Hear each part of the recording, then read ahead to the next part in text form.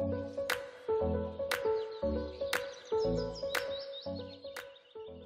sommes absolument ravis de vous accueillir tous pour ce webinaire, donc changer de regard pour 2024, les 5 étapes de la démarche appréciative pour accompagner vos projets et puis surtout réussir à engager vos équipes, motiver vos équipes.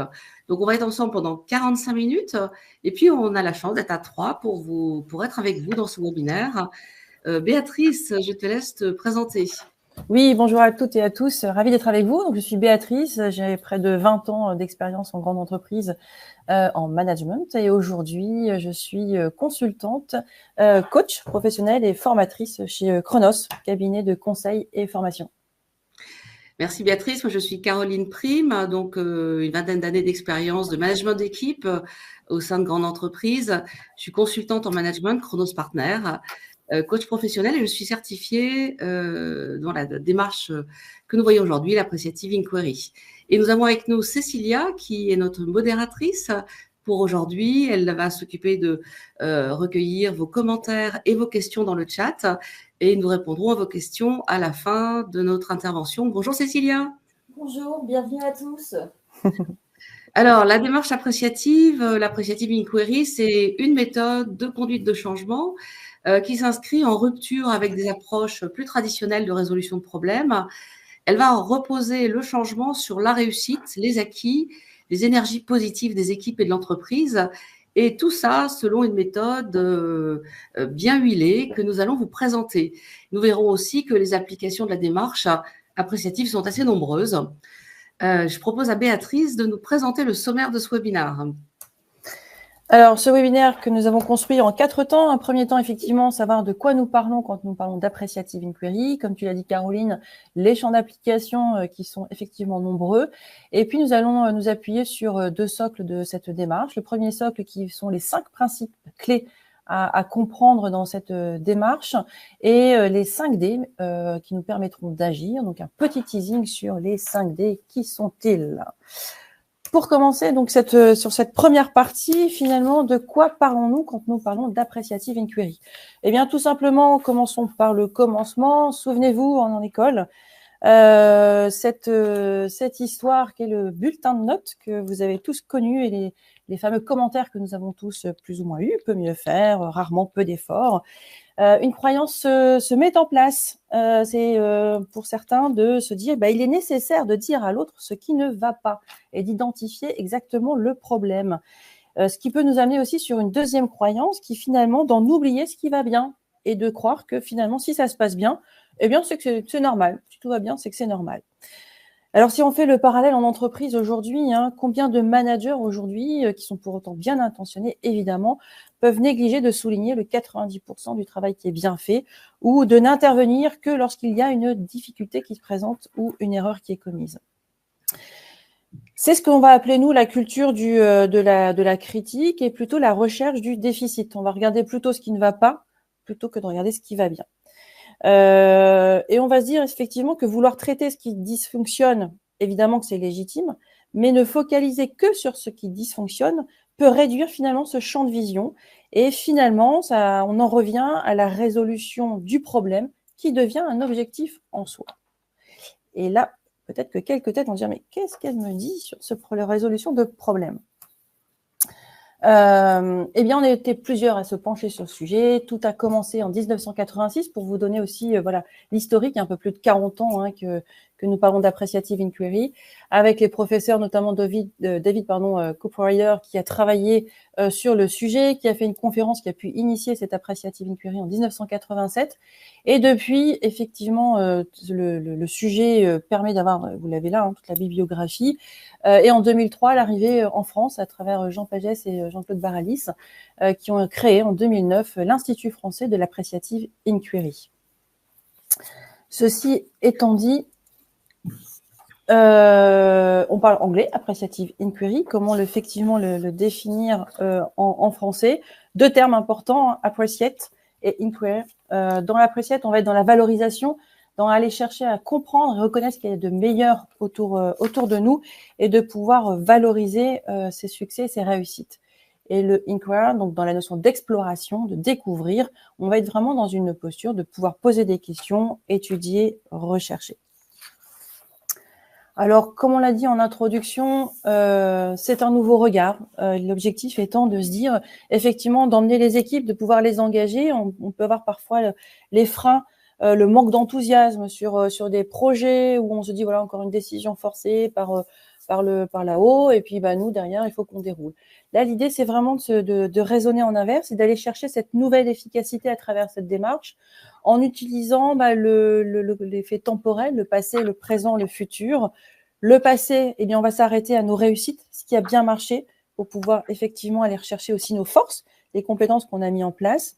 Avec le présent, on va aller rechercher cette exploration positive à travers ce qu'on apprécie, ce qui nous met en énergie et qui crée cette vitalité. Pour ensuite, évidemment, construire le futur avec une projection dans des désirs, dans des rêves, dans des actions qu'on aura envie de mener pour ensemble engager l'ensemble des collaborateurs dans les changements.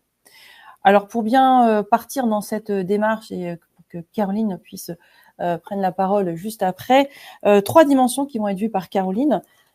Il y a d'abord la dimension, l'approche globale liée à l'appreciative inquiry, premier temps. Deuxième temps, on est sur un processus qui se veut innovant grâce à cette approche. Donc, vous expliquez ce processus.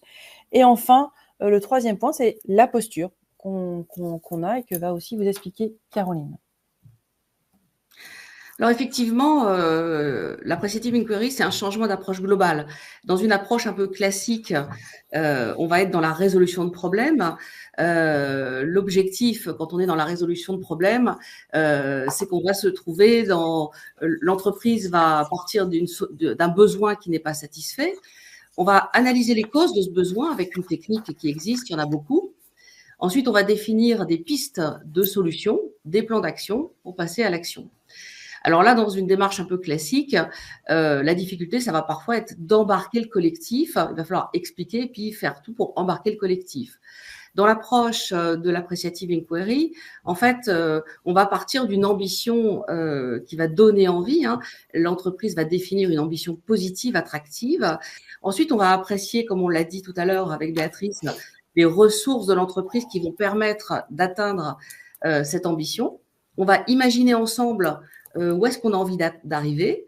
On va co-construire et agir ensemble. Donc, en fait, l'intérêt, c'est qu'on embarque les équipes déjà au niveau de l'ambition positive de départ. Et ça crée vraiment une envie de s'engager positivement avec le collectif. Donc, voilà, première dimension, nous venons de voir le changement d'approche globale. Quel est le processus innovant qui est lié ? Eh bien, en fait, la spécificité de ce processus innovant, c'est que à partir de cette ambition positive qui aura été définie, on va aller poser des questions positives aux différents acteurs du projet. Alors, les chercheurs en psychologie cognitive ont pu constater que les gens répondent à des questions quand on leur en pose. Si on leur pose des questions positives, ils vont avoir des réponses positives. Ils vont raconter des histoires positives. Et ça, c'est toute la force de la narration qui est au cœur de l'esprit de l'appreciative inquiry. Quand ils racontent des histoires positives, ils vont vivre des émotions positives. Et quand ils vivent des émotions positives, ils deviennent confiants, créatifs. Ils ont envie de mener des nouveaux défis et ils ont envie d'atteindre de nouvelles ambitions. Donc, on va avoir toute cette démarche qui va arriver à des équipes qui sont extrêmement positives et enthousiastes. Donc, on a vu le changement d'approche globale, le processus innovant. Troisième dimension, la posture appréciative. Quand on parle de démarche appréciative, c'est vrai qu'au cœur, il y a une question de posture. Cette posture, d'ailleurs, elle n'est pas que dans les projets appréciatifs. On peut aussi l'avoir en tant que manager. Avoir une posture appréciative, c'est quoi ? Eh bien, c'est regarder la réalité telle qu'elle est. Une réalité, elle a toujours du positif et du négatif. Mais quelle que soit cette réalité, on va faire 3 choses. 1, faire un focus sur les réussites et les forces de l'équipe et de l'entreprise ou du service.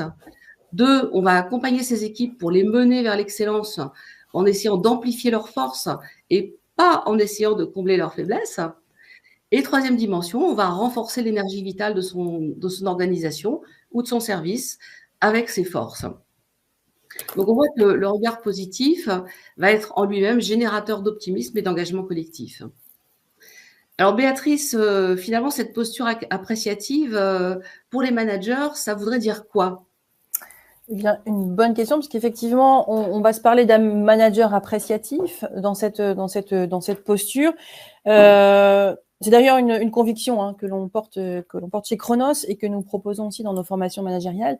L'idée, c'est quoi? C'est qu'effectivement, le manager soit dans cette capacité de développer des comportements observables qui vont lui permettre d'aller chercher, d'avoir les bons outils, la bonne communication, le bon questionnement, pour aller chercher aussi chez les collaborateurs les forces, les atouts, qui sont en capacité aussi de donner du sens, d'aller chercher avec son collectif le projet sur lequel ils ont envie de travailler. Là, on lance 2024. Voilà, quels sont les projets qu'on aimerait mener, quelle est l'ambition qu'on peut se mettre, et du coup, entrer dans cette démarche, effectivement, de l'ambition et cette démarche appréciative. L'objectif étant que chaque collaborateur puisse, dans cette méthode, participer complètement à mettre à profit de l'entreprise l'ensemble de ce qu'il a pu faire de bien, tous ses atouts et ses réussites. Alors, quand on parle du manager, effectivement, de la posture, on va se dire aussi, bah oui, ok, il y a la posture, mais il y a aussi, et c'est notre deuxième temps qui nous amène vers le champ d'application, finalement, dans nos entreprises, dans nos structures, dans nos associations. Donc, quels sont les champs d'application sur lesquels aujourd'hui nous pouvons réfléchir à cette démarche et utiliser cette démarche Appreciative Inquiry? Eh bien, comme on l'a dit, les champs d'application sont nombreux. Donc là, on vous en a listé quelques-uns, dont deux sur lesquels on va revenir plus en détail, puisque ça fait partie des exemples qu'on avait envie de partager avec vous. On peut partir effectivement de différentes thématiques, de sujets qu'on peut avoir. Voilà, mon équipe, par exemple, c'est de penser que mon équipe est toujours à la 5e roue du carrosse, tout ne fonctionne pas bien. On va peut-être réfléchir du coup à partir de ce problème à cette notion d'efficience organisationnelle. Et l'idée, ça va être de se dire, voilà, on peut utiliser cette démarche d'appreciative inquiry, et puis on va choisir un mode d'intervention avec l'équipe. Soit ça peut être sur du coaching individuel, un coaching d'équipe, ou sur un temps de convention, de séminaire, en disant voilà, l'équipe est réunie, on va travailler sur ça sur une journée, ou dans la facilitation, dans la construction d'un projet aussi, qui est une autre méthode d'intervention sur laquelle le manager peut aussi utiliser cette méthode d'appreciative inquiry. On a vu du coup ce qu'était l'appreciative inquiry, en quoi c'est important aussi dans nos entreprises, cette posture qui est intéressante à développer dans l'entreprise et pas qu'à travers les managers, évidemment. Troisième temps qui nous amène sur les 5 principes de l'appreciative inquiry. Caroline, quels sont ces 5 principes? Effectivement, l'appreciative inquiry est basée sur 5 grands principes qu'il est intéressant de voir. Donc, premier principe, on est sur un principe constructiviste. On a un principe de simultanéité, un principe d'exploration, d'anticipation et un principe positif qu'on a déjà pas mal vu. Alors, si on prend, on va zoomer sur 3 de ces 5 principes, puisque certains en ont déjà un peu parlé. Premier principe, on est sur le principe constructiviste. Les mots conduisent le monde. En fait, le monde que nous créons est produit par nos échanges, notre langage. C'est parce que nous exprimons le monde que nous arrivons à imaginer qu'il peut advenir. Si nous ne l'exprimons pas, il n'aura pas de chance d'advenir. Et c'est en ce sens, la démarche appréciative est profondément participative et inclusive parce que chaque personne qui va participer au projet va être interrogée dans l'objectif d'atteindre cette ambition qui est visée. Donc, ce que l'on constate, c'est que l'approche appréciative n'est pas finalement que positive, elle est générative, elle crée des perspectives qui incitent les acteurs à s'engager avec détermination. Béatrice, je te laisse parler du deuxième principe, le principe de simultanéité. Oui, tout à fait, Caroline. Le principe de simultanéité, retenons, questionner, crée le changement. Ce qui veut dire qu'effectivement, l'exploration et les questionnements, c'est déjà une intervention en soi. On le sait en coaching ou dans la facilitation, dans la gestion des projets, dès que l'on questionne une personne, surtout sur ses souhaits pour l'avenir, on provoque déjà des changements chez elle. Et on le sait, une fois que la personne se met elle-même en mouvement, c'est tout l'écosystème qui va commencer aussi à bouger. Donc, le principe de simultanéité, l'importance du questionnement et le questionner qui crée le changement.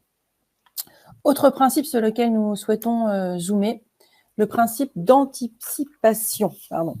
La petite phrase qui dit que l'image inspire l'action. On constate effectivement que dans les systèmes humains, on évolue dans le sens des images collectives du futur qui sont créées.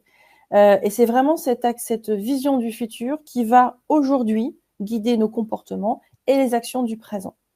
Donc voilà, voyons un futur positif, une ambition positive pour que nos collaborateurs puissent mettre des petits pas d'action pour y arriver et être engagés.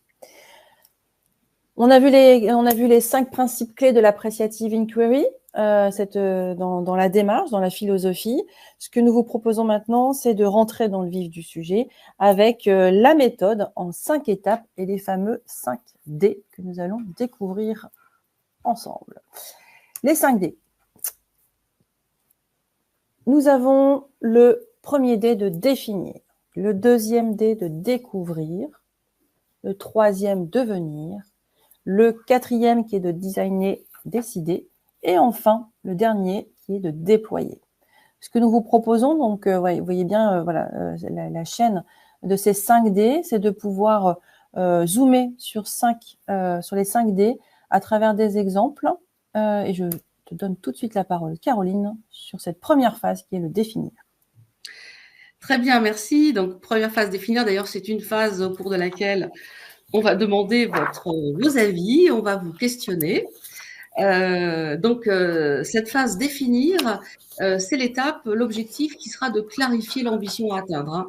Évidemment, quand on veut emmener un collectif, il faut que l'objectif soit clair. Et à ce stade, ce sont les commanditaires de la démarche, donc ça va être des personnes du comité de direction ou de la direction d'un service, qui vont définir et rédiger le projet positif ambitieux qu'il sera à atteindre. À ce stade, il va être crucial de bien que le sujet de la transformation suscite l'enthousiasme, donc de le clarifier de manière enthousiasmante. Pour clarifier une ambition, les questions qu'on va se poser, ce sont qu'est-ce que nous voulons vraiment réaliser? À quoi cela nous permettrait d'accéder? Et cela dit, souvent, quand on définit dans des approches plus conventionnelles l'objectif à atteindre, le sujet de la transformation est parfois donc formulé de façon peu inspirante. Donc, on va regarder quelques exemples. Par exemple, on vous a mis des sujets qui sont neutres ou peu inspirants. Mieux prévenir les risques psychosociaux, par exemple. Recréer la cohésion entre les services. Maintenir les meilleurs éléments dans l'entreprise. Donc, a priori, c'est des sujets qui sont intéressants, hein, bien évidemment. Mais quand on dit mieux ou recréer, il y a une notion où il y a peut-être, ça n'est pas là, il y a un problème, il y a une frustration. Maintenir, ça peut peut-être manquer d'ambition pour entraîner un collectif. Donc, le langage appréciatif à ce stade, c'est quoi? C'est un langage qui va permettre de transmettre une vision constructive et positive, qui va être orientée vers le futur et vers les autres, et qui donne envie, comme on l'a dit. Donc, nous avons proposé une petite expérimentation où on va vous mettre à contribution. Béatrice, oui. Je te laisse présenter l'expérimentation. Alors, l'idée, c'est de vous laisser 1 ou 2 minutes de réflexion pour que vous puissiez, dans le chat, en utilisant le chat, transformer l'objectif que nous vous proposons, qui est mieux prévenir les risques psychosociaux, le transformer en ce qu'on appelle un objectif positif, avec une ambition positive et attrayante. Donc, au chat, vous pouvez formuler ce nouvel objectif en langage appréciatif. Comment vous pourriez dire différemment, mieux prévenir les risques psychosociaux? À vos claviers, pour qu'on puisse avoir quelques idées. Comment vous pourriez le transformer?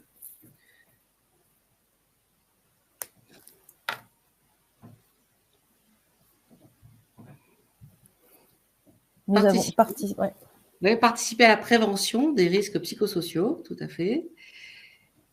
Qu'est-ce qu'on pourrait avoir d'autre comme idée? Merci, Valérie. Oui, prendre soin les uns des autres.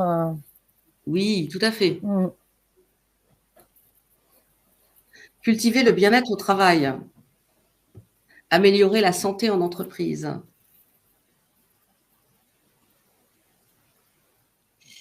Merci Sandra, merci Priscilla de Ouais. votre... Développer le bien-être des salariés. Qualité de vie au travail. Sandrine nous dit envisager un mieux-être au travail à travers le dialogue et l'échange. Judicaël nous dit améliorer le bien-être des collaborateurs. Bérangère, améliorer les conditions de travail pour préserver la santé mentale des collaborateurs.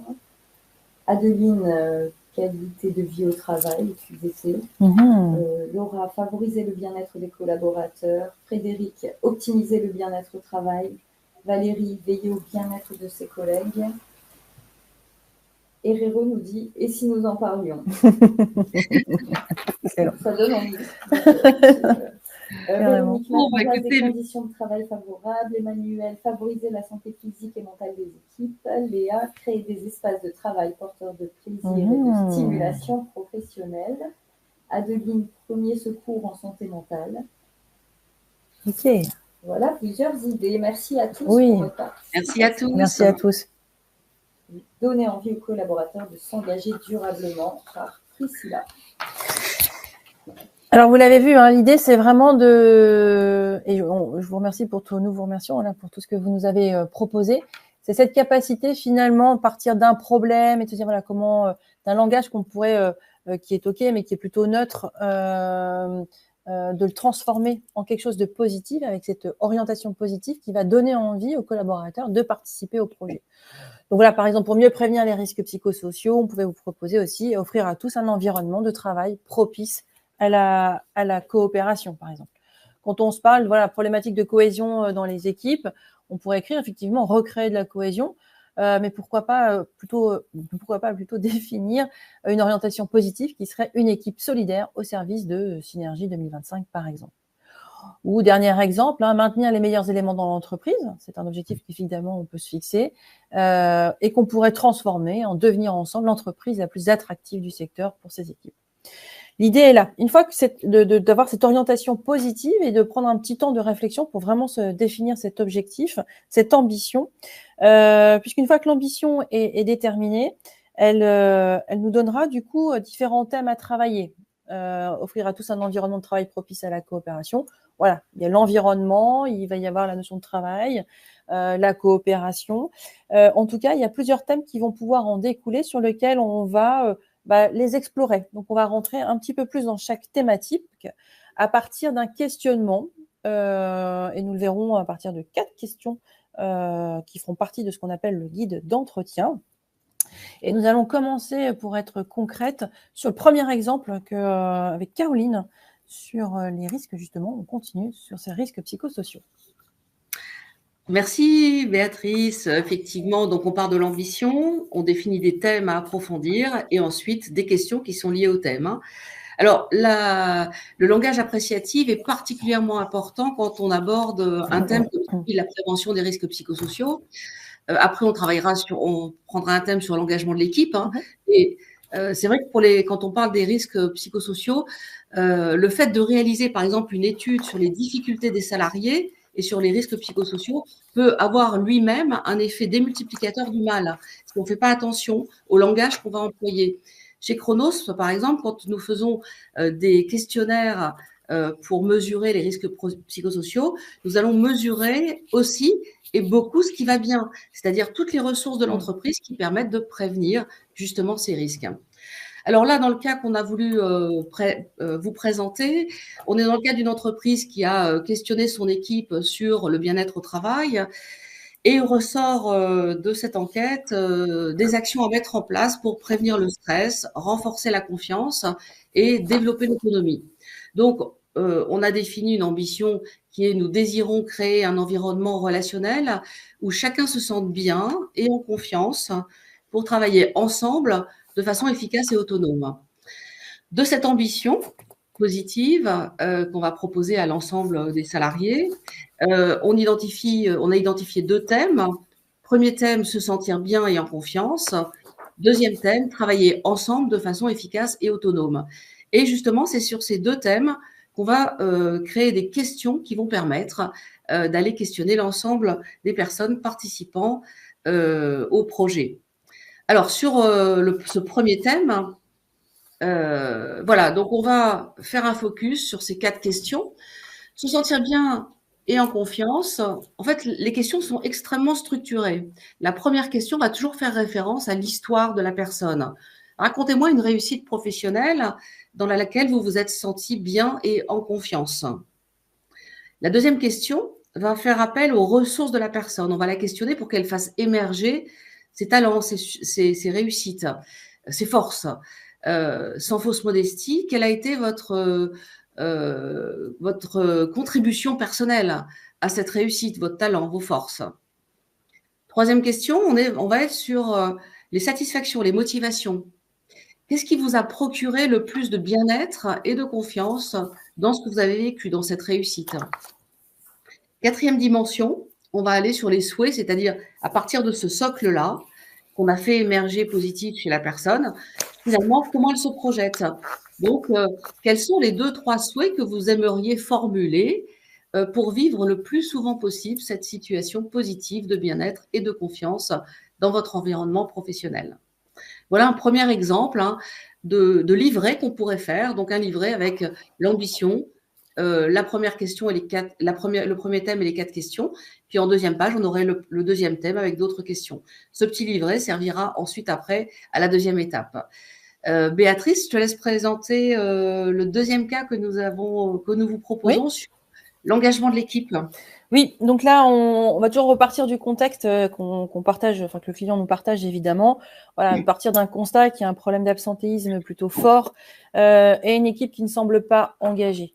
Et l'idée, c'est vraiment de travailler, voilà, sur se dire comment faire pour engager plus l'équipe et sur l'indicateur effectivement de l'absentéisme, de pouvoir diminuer cet absentéisme. L'ambition positive qui a été choisie et coécrite a été « Nous souhaitons vivre des expériences professionnelles dans lesquelles chacun se sent pleinement engagé et exerçant son métier avec efficacité et fierté ». On a extrait du coup un premier thème de travail sur la notion d'engagement. Et effectivement, sur cette thématique-là, l'idée est d'interroger les collaborateurs sur 4 questions. Donc là, sur le guide des questions, on a la première qui sera toujours relative à l'histoire et aux faits, donc par rapport au passé.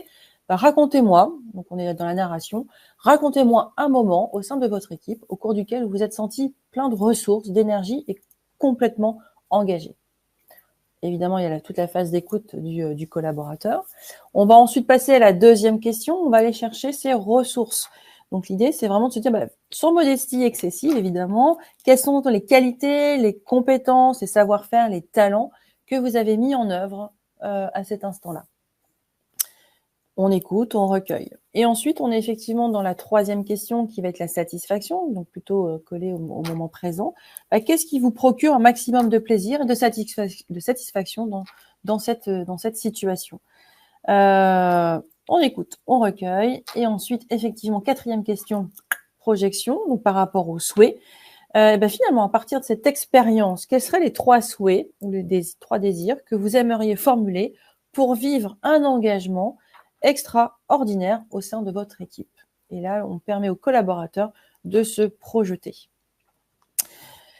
Alors, à ce stade, on a pu donc vivre cette première phase avec l'ambition qui est à atteindre, les thèmes qu'on va explorer et les 4 questions qu'on va pouvoir poser pour chercher cette exploration et tirer le fil sur cette exploration positive, ce qui nous permettra, une fois cette première phase terminée, de passer à la deuxième phase que Caroline va nous présenter, qui est le D de découvrir. Alors, découvrir, deuxième phase. Effectivement, la première phase a mis en mouvement les commanditaires et le groupe projet qui ont donc défini l'ambition, les thèmes et les questions et le guide d'entretien. Et cette deuxième phase, c'est là où les participants seront encouragés à évoquer et partager les meilleures histoires qui sont liées à la thématique de la transformation dont il est question. Donc concrètement, comment ça va se passer? Il va y avoir des interviews en duo, hein. C'est 2 personnes qui vont s'auto-interviewer sur la base du guide qui aura été défini, prendront des notes, hein, sur ce guide. Et tous les acteurs du projet vont répondre aux 4 questions par thème. Alors, ce qui est intéressant, c'est que cet exercice en duo, il peut être fait avec un groupe de 10 personnes, de 30 personnes, mais aussi de 500 personnes, hein. C'est un exercice qui fonctionne très très bien sur des grosses conventions où on peut avoir énormément de monde parce qu'en fait, on va fonctionner en duo, ensuite en sous-groupe et ensuite en grand groupe. Alors, première étape, les duos. Deuxième étape, en sous-groupe, il va y avoir des mises en commun des forces et des satisfactions de toutes les personnes qui ont participé aux entretiens, sur lesquels il va être possible de s'appuyer pour construire l'avenir. Et ensuite, il va y avoir la réalisation du blason de l'équipe qui va mettre en évidence ses forces. Alors là, on vous a montré un exemple de blason. Donc, on a en haut le thème qui était à explorer. Sur la partie gauche, on a la synthèse de la question 2, donc sur les ressources, les talents et les compétences. Et sur la partie droite, on a la synthèse des satisfactions et des motivations des personnes. Voilà. Alors, arrivé à ce stade, cette phase, on a fini la phase découverte, on a fait la synthèse de toutes les forces du collectif et on va pouvoir passer tout de suite à la phase numéro 3, qui est la phase devenir. Alors, sur cette phase devenir, l'objectif, ça va être d'imaginer l'avenir. On va partir de toutes les forces et des satisfactions pour construire une vision partagée du futur. Donc là encore, en sous-groupe, donc si on est sur un très grand groupe, on peut avoir par exemple 10 groupes de 10 personnes, hein, pour un grand groupe de 100 personnes, ou on peut avoir deux groupes de 5. Voilà, ça va dépendre de du dimensionnement de l'équipe. Donc les sous-groupes vont reprendre les réponses des questions sur le souhait. Vous vous rappelez, c'est la question numéro 4. Et vont faire finalement la synthèse, en quelque sorte, de leur rêve partagé, hein, de ce souhait pour l'avenir que chacun a osé exprimer, et vont faire un prototypage de ces souhaits. Alors, le prototypage, l'intérêt de ce prototypage, c'est qu'il va permettre de donner vie à ces idées positives émergentes, hein, tant pour le groupe qui va le faire, le sous-groupe qui va le faire, que quand on va le présenter à l'ensemble des groupes. Donc, en créant le prototypage, les membres de l'organisation peuvent vraiment visualiser concrètement les possibilités, les solutions, ce qui renforce encore l'engagement et la compréhension de tous. Mmh. Donc, tous ces souhaits, ces prototypes seront ensuite partagés en grands groupes. Alors, on essaie de trouver une manière créative pour que chaque groupe présente de façon créative la liste des souhaits et le prototype. Et ensuite, il va y avoir un travail collectif avec le très grand groupe pour créer une sorte de carte collective du rêve commun de tous les participants du projet. Voilà, et on arrive donc à la fin de ces 3 phases, hein, c'est-à-dire définir, découvrir et devenir, sont 3 phases qui sont vraiment au cœur de la démarche appréciative dans le processus. Et Béatrice, je te laisse présenter les 2 dernières phases, donc décider et déployer. Alors sur cette 4e phase, effectivement, le cœur du travail a été formalisé sur l'ambition, là où on a envie d'aller. Et pour que ça ne reste évidemment pas qu'une ambition, l'objectif, c'est de cette phase 4, ça va être de designer et de décider. C'est vraiment de transformer ce qu'on a positionné en rêve, en ambition, en réalité concrète. L'idée, c'est que le groupe puisse identifier ce qu'on va appeler des propositions à fort impact.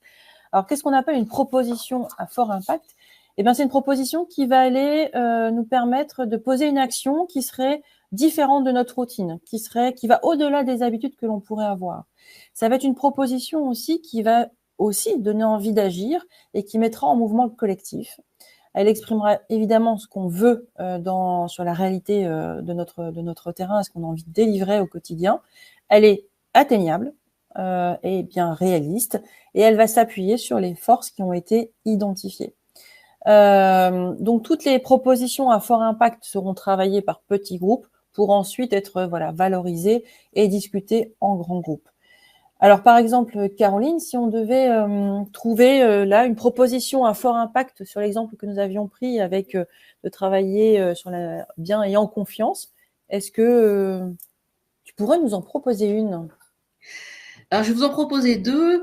En fait, tout va dépendre de où en est l'entreprise en termes de confiance, de communication, de relations. Évidemment, c'est chaque entreprise par rapport à où elle est.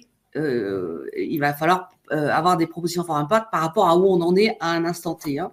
Mais une proposition pourrait être, par exemple, la Success Room. Certaines entreprises ont imaginé un moment dans le mois, une fois par mois, on va réunir l'équipe et on va parler que des succès individuels et collectifs. Et surtout, on va faire attention de laisser la parole à chaque personne pour que chaque personne dans l'équipe puisse exprimer son succès du mois, sa réussite du mois, que ce soit un tout petit succès ou un très gros succès. Hein. Mais l'important, c'est que chacun se connecte à ses succès. Un autre exemple, dans une entreprise où il y a beaucoup moins de communication, une proposition à fort impact pourrait être tout simplement de rencontrer son manager. Alors, au rythme qui nous convient, ça pourrait être une fois par semaine ou une fois par mois, mais ça va dépendre de l'organisation. Donc, voilà deux exemples de propositions qui pourraient être à fort impact à partir de où en est l'entreprise.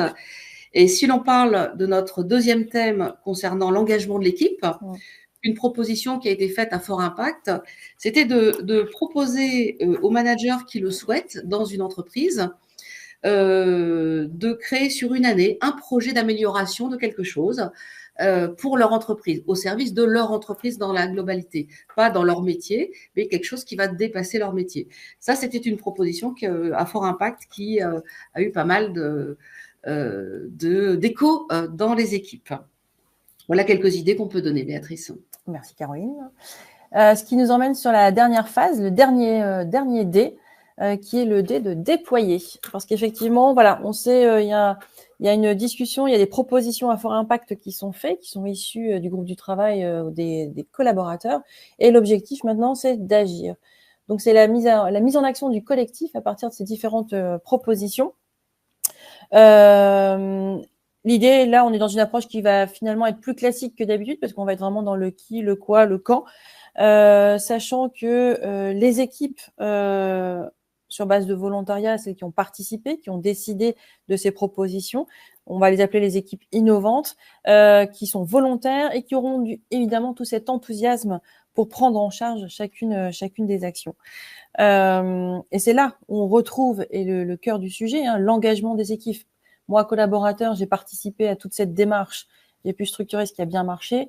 Et là, maintenant, on peut se mettre en action sur des sujets que j'ai à cœur et que nous avons choisis ensemble. Une fois que la démarche est clôturée à cet instant, eh bien, il y a quand même un petit instant plaisir, puisque l'idée, c'est de célébrer tout le travail qui a été fait ensemble pour ensuite lancer le concret et les actions qui ont été décidées. Alors, on arrive bientôt à la fin de ce webinaire. Là, l'idée, effectivement, sur ce slide, hein, c'est de vous remettre le processus, la démarche globale avec les 5 étapes et retenir effectivement quand ces 5 temps, le premier temps qui va être de définir, premier D, qui sert à clarifier la situation, à choisir son orientation positive. La deuxième étape qui est de découvrir. Donc là, on va aller apprécier, explorer de façon positive ce qui a déjà été vécu. L'étape numéro 3 qui est le devenir. Là, on est dans l'imagination, ce qu'on a envie, le futur partagé, cette vision positive qu'on a du futur. Quatrième étape, on va aller dans la décision, décider, le co-construire ensemble sur les différentes propositions à fort impact qu'on pourrait avoir, qu'on pourrait proposer. Et enfin, la dernière étape, on est dans le concret du déploiement avec le agir et toutes les actions qui auront été du coup choisies par chacun des collaborateurs dans le qui, le quoi et le quand. Nous sommes du coup déjà à la fin de ce webinaire. Donc, comme vous le voyez, ou comme vous pouvez aussi le constater, cette démarche Appreciative Inquiry est particulièrement constructive de par son approche positive, inclusive d'embarquer tout le monde et évidemment engageante pour le collectif qui est acteur, à qui on donne ce pouvoir aussi d'action. Elle peut, et vous l'avez compris aussi, s'appliquer à de nombreux projets, de différentes méthodes d'accompagnement. Évidemment, on se tient à votre disposition pour partager sur vos contextes et dans quelle possibilité nous pouvons mettre en place cette démarche d'appréciative inquiry. Et il est le temps des questions, peut-être des commentaires que nous aurions sur le chat. Pas de questions, pas de commentaires. Une remarque d'Emmanuel qui m'interpelle, que je transforme moi-même en question du coup. Est-ce que créer du positif peut revenir à proposer en fait la solution contraire au problème? Alors, souvent quand on peut par exemple parler positif, on va prendre l'inverse effectivement de la phrase négative. Si on a une phrase négative, on va l'inverser. Ça peut être la facilité en tout cas. Alors, ça peut être une façon de voir, mais c'est plutôt une posture générale, c'est-à-dire une façon d'appréhender les réalités. Hein. On l'a vu tout à l'heure. Finalement, c'est pas être positif, n'est pas ne pas voir ce qui est négatif. C'est utiliser la situation telle qu'elle est. Dans toute situation, il y a du positif et du négatif, et c'est plutôt voir le verre à moitié plein qu'à moitié vide. Ça va être se focaliser sur les forces. Et c'est vrai qu'on a parlé d'un point qui me paraît intéressant en tant qu'ancien manager. C'est vrai que souvent on essaie de combler les points faibles de nos équipes. Et on se rend compte que si on arrive à finalement renforcer les points forts, on va beaucoup plus loin que si on essaie de combler les points plus faibles. Donc voilà, c'est toujours se dire on va regarder plutôt ce qui est positif que ce qui est négatif. Béatrice, je sais pas si tu veux. Oui, et ce qui est important dans cette démarche, parce que c'est vrai que si c'est souvent la question, oui, mais quand ça va pas, ça va pas. Oui, c'est effectivement c'est de ne pas être dans le déni de ce qui ne va pas, mais c'est plutôt de se dire ok, il y a des choses qui ne vont pas, ce qu'on se dit sur la problématique. Ok, qu'est-ce que j'ai envie d'aller chercher en fait? Qu'est-ce que je veux? Je ne veux plus être la 5e roue du carrosse, je veux une équipe en cohérence. Ok, comment je le traduis déjà dans un langage positif? Et puis après, on ouvre le champ des possibles. Si je reste axée sur le problème, je vais éclairer que ce problème et trouver peut-être des solutions, voilà, mais quelque chose qui n'est pas dans l'ouverture de se dire tiens, finalement être le référent de la direction comptable pour les prises de décision, c'est peut-être mieux que de se dire je ne suis plus la 5e roue du carrosse. Ça ouvre en fait ce champ des possibilités, et c'est là où aussi dans la démarche et la posture, c'est comment mes collaborateurs qui vont être aussi plutôt facilement dans le jugement ou dans la critique plutôt négative, ok, je les amène vers quelque chose de positif, et dans ce positif, c'est cette force-là aussi du sujet, comme en coaching, on va aller chercher aussi ce qu'on peut faire, et après on va s'interroger sur finalement quelles sont les actions qu'on pourra mettre en place, les petits pas pour y arriver. Et déjà, ouvrons sur ce qu'on peut faire de positif, qui va évidemment couvrir le problème que l'on a. Merci à vous pour votre réponse. Un message de Catherine qui vous dit bravo à toutes les deux pour votre intervention et la qualité de votre présentation. Je n'ai plus d'autres questions. Merci. Merci à tous d'être restés pendant toute cette intervention. Nous sommes à votre disposition si vous avez envie d'aller plus loin. Puis vous avez tous les livres qui sont dans le début de notre présentation que vous pouvez lire sur le sujet. Et vous pouvez aussi télécharger cette présentation. En bas de votre page, là, il y a un petit bouton ressources que vous pouvez appuyer pour télécharger ce que nous vous avons présenté. Un immense merci à tous et à très vite pour les webinaires de Chronos. Merci. Très belle journée à tous.